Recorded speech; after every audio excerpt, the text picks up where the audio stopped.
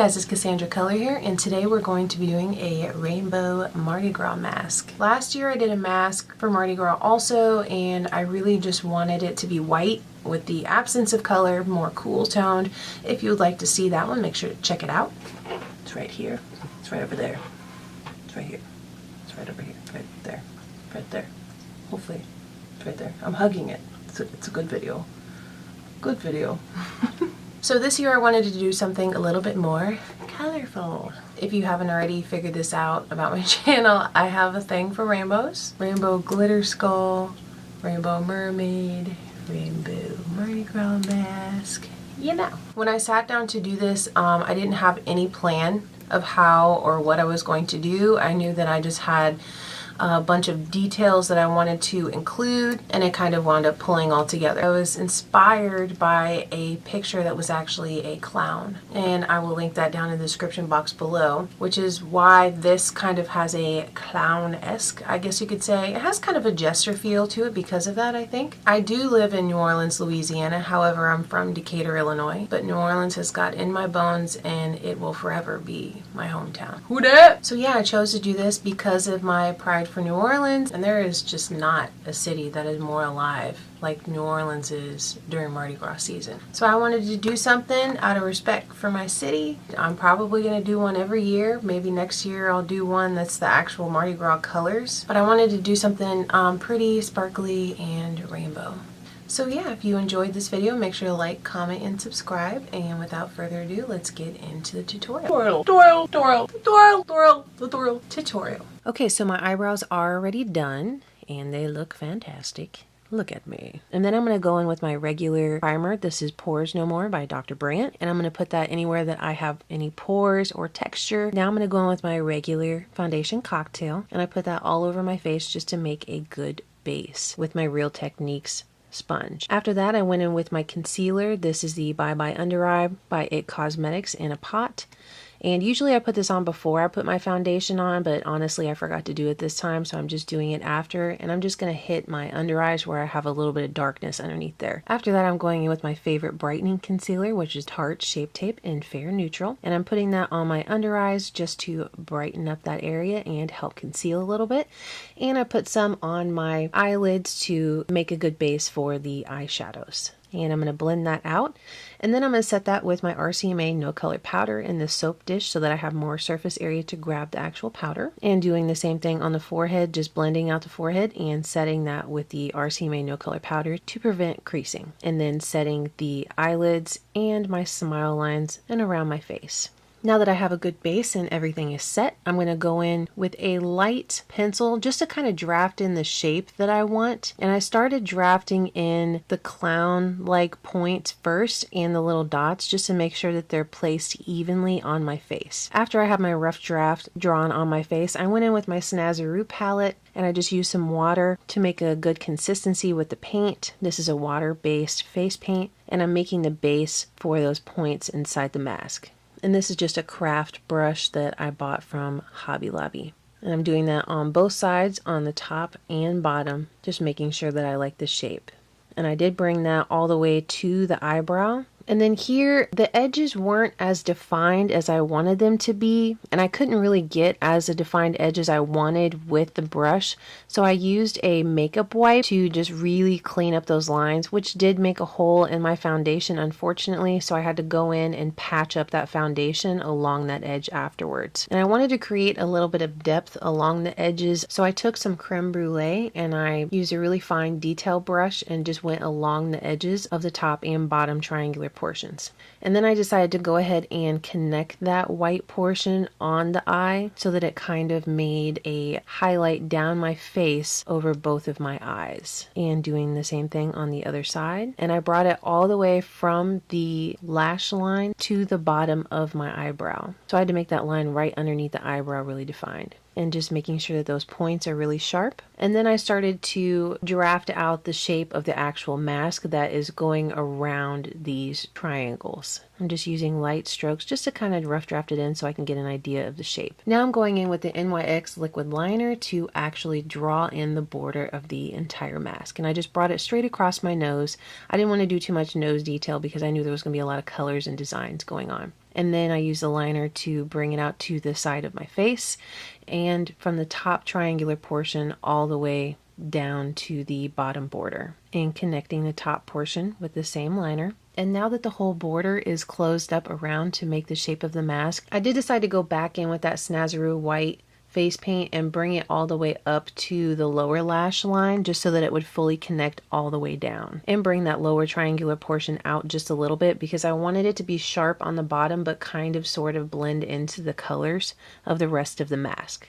And now I'm setting that white portion with the RC May No Color Powder just with an eyeshadow brush so that the powders that I use for my colors will blend into that white. And this is where it gets fun. Now I'm going to go in with the Morphe 35B palette, which I love. Obviously, I use it in every tutorial. Okay. And I'm going to start with the pink shade, and I'm blending that kind of into the white portion of that triangle so that the white blends into the pink. And I did bring that pink along the lower lash line and then winged it out a little bit towards the outer edge of the eye. And I also brought it up into the crease just a tad. And I did the same thing on the other side. So I started small and then I went out a little bit bigger as I went with the pink. The next color that I went in with was the purple from the same palette, the Morphe 35B palette. And I'm adding that to the outer V of the eye just to add some depth to my eyeball. Now I'm going in with Lemon Drop by Makeup Geek, which this yellow is fantastic. That's why I always use that yellow over any other yellow. It's the best yellows of all the yellows. And then I kind of decided I wanted to bring it on the edge of that pink. It kind of made like an orange when the two blended together, and I thought it was really pretty. So I decided to go ahead and put that on the outer portion just a little bit along the edge of the pink as well. And then the last color for the edge over there is a green that I grabbed from the Morphe 35B palette. And then for the top portion, I put blue up here on this upper portion. This is also from the Morphe 35B palette. It's such a pretty blue. It always works so well for me. After I was happy with the edges, I went in with a very small, fluffy blending brush.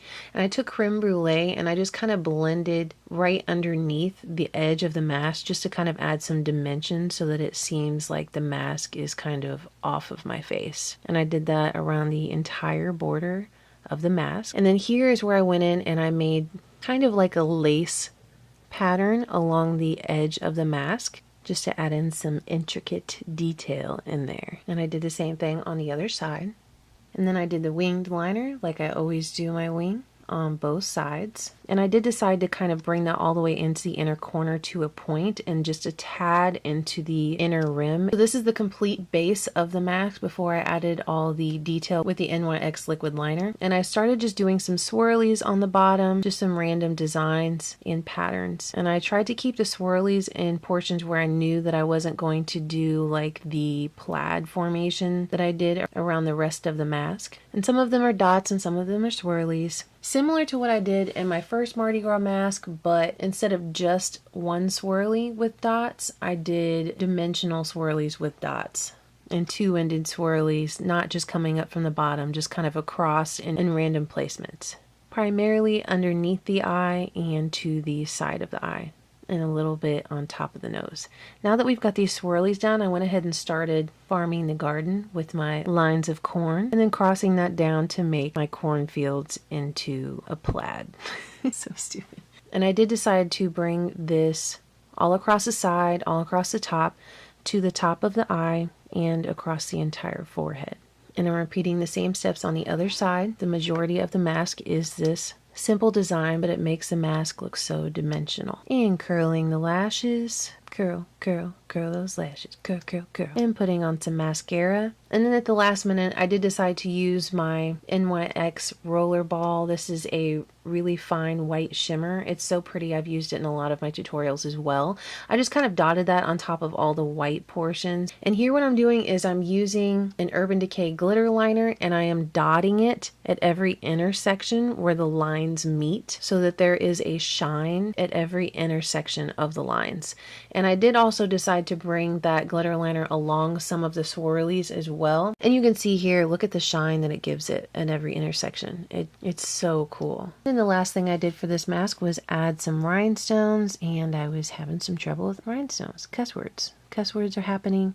I'm dropping rhinestones all over the place. I'm a mess. Look at me.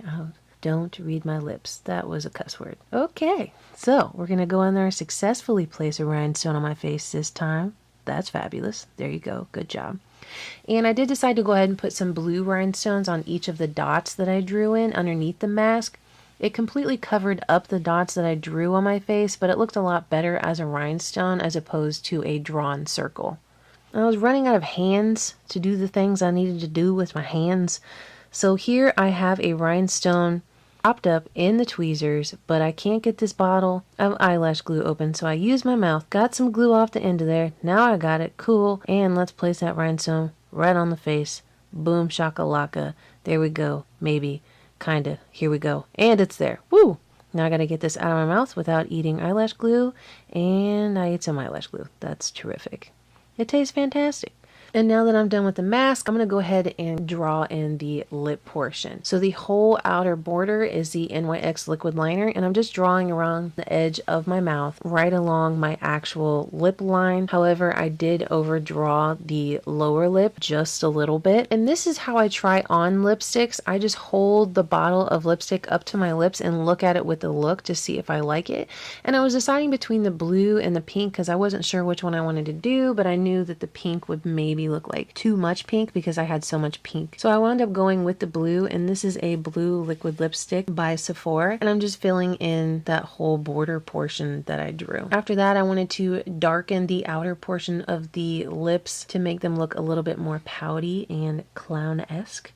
And I'm just using a regular kohl liner, which I usually use on my inner rim, and I'm blending it out with my finger and sharpening up the corners of the mouth with the liquid liner to make it come to a point. And then I added in 4 highlights, 2 on the top, 2 on the bottom on either side with the NYX liquid liner in white. And then lastly, the black wasn't blended out as much as I really wanted it to be, so I went in with the Urban Decay Blackout with a detail brush just to kind of help blend out those outer black portions on my lips. And story time! This is a lash book. Say hello. These are all of the lashes. So I chose to use the Ardell Wispy lashes because they wouldn't be too distracting or cover up the detail work that I did above my eye. They are long, they are pretty, they are wispy, but they are not the House of Lashes iconic lashes. Now that the eyelashes are on, I'm going in with my regular bronzer. This is the Butter Bronzer by Physicians Formula. And then I stole a trick from my last tutorial. This is the eyeshadow Whimsical, which is a purple foil-like eyeshadow. I'm just using my finger to pop that on the top of my cheekbones as a highlight, and I put a little bit on my nose as a nose highlight as well. And then to wrap up this tutorial, the last thing I did was use MAC Fix Plus to set everything in place. Thank you guys so much for watching. Make sure to like, comment, and subscribe,